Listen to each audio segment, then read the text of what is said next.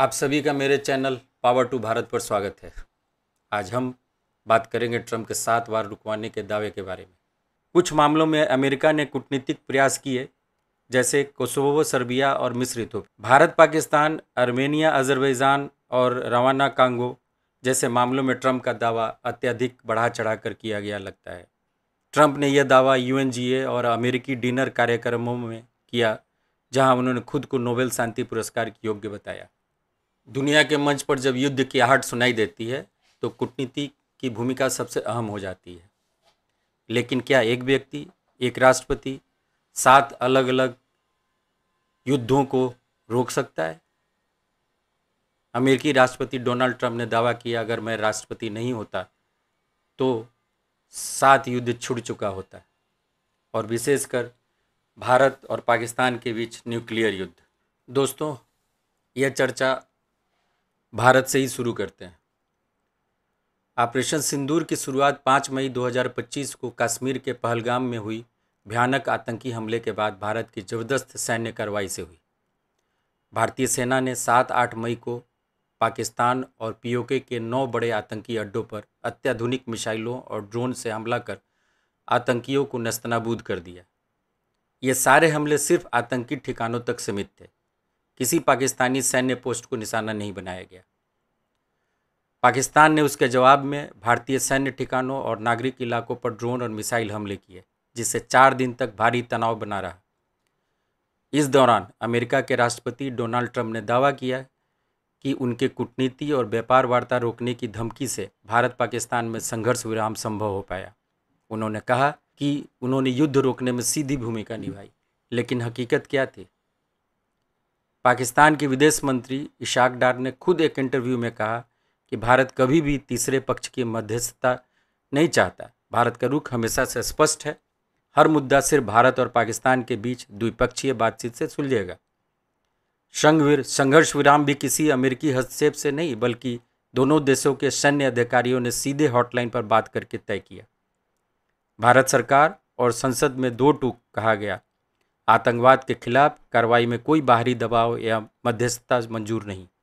यह ऑपरेशन और संघर्ष विराम दोनों की पूरी तरह भारत की नीति और ताकत के दम पर हुआ।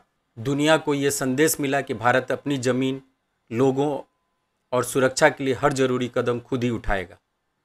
तो ऑपरेशन सिंदूर के दौरान ट्रंप के दावों को भारत सरकार और पाकिस्तान के विदेश मंत्री ने पूरी तरह से अस्वीकार किया। भारत का रुख साफ रहा, हर सवाल का जवाब और हर फैसला सिर्फ नई दिल्ली और इस्लामाबाद के बीच सीधी बातचीत से होगा। तीसरे पक्ष या अमेरिकी दखल की कोई जगह नहीं। अब अन्य युद्धों पर भी नज़र डाल लेते। ट्रंप ने कहा कि उन्होंने कोसोवो और सर्बिया के बीच शांति समझौता कराया। हालांकि यह प्रक्रिया पहले से चल रही थी और यूरोपीय यूनियन की भूमिका अधिक महत्वपूर्ण रही। अमेरिका ने कुछ वार्ताओं की मेजबानी की, लेकिन इसे युद्ध रोकना कहना अतिशयोक्ति लगता। आर्मेनिया, अजरबैजान, नागोर्नो काराबाख क्षेत्र को लेकर 2020 में दोनों देशों के बीच युद्ध हुआ। इस संघर्ष में रूस और तुर्की ने सक्रिय भूमिका निभाई। शांति समझौते और युद्ध विराम में अमेरिका की भूमिका सीमित रही, और ट्रंप का दावा इस मामले में भी अतिशयोक्ति लगता है। मिस्र इथोपिया जल विवाद।